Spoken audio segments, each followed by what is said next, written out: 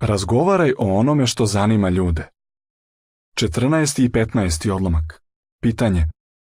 Kako se možemo ugledati na apostola Pavla što se tiče službe propovedanja? Apostol Pavle je želeo da razume kako ljudi razmišljaju. U 1. Korinćanima 9:19-23 piše: Jer premda sam slobodan od svih, samog sebe učinio sam robom svima, da što više njih pridobijem. I tako sam Judejcima bio kao Judejac, da pridobijem Judejce.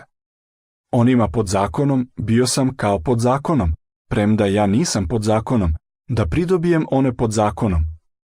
Onima bez zakona bio sam kao bez zakona, premda nisam bez Božjeg zakona, nego sam pod Hristovim zakonom, da pridobijem one bez zakona.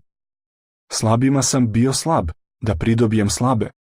Svima sam bio sve, da na svaki mogući način neke spasem. A sve činim radi dobre vesti, da bih je propovedao drugima. Zapazimo da se on nadao da će pridobiti Judejce, one pod zakonom, one bez zakona, slabe. Očigledno je želeo da na svaki mogući način neke spase. Kako nam on može poslužiti kao primjer dok se pripremamo da prenosimo istinu svim vrstama ljudi na našem području? 1. Timoteju 2:3-4. U našoj službi za kraljevstvo svakog meseca imamo predloge kako da prezentujemo dobru vest. Isprobajmo ih. Ali ako ljude na tvom području zanima nešto drugo, onda pripremi neku prezentaciju u skladu s njihovim potrebama.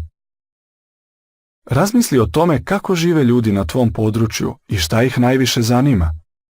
Zatim razmisli koji bi biblijski stih mogao da im pročitaš. Jedan pokrajinski nadglednik i njegova supruga su rekli šta im omogućuje da u službi propovedanja više koriste Bibliju. Većina ljudi će nam dozvoliti da im pročitamo jedan stih iz Biblije ukoliko ne dužimo, već odmah pređemo na stvar. Posle uobičajenog pozdrava, pošto nam je Biblija već u ruci, možemo im pročitati neki stih. Sada ćemo razmotriti neke teme, zatim pitanja i stihove koji se na nekim područjima uspešno koriste u službi propovedanja.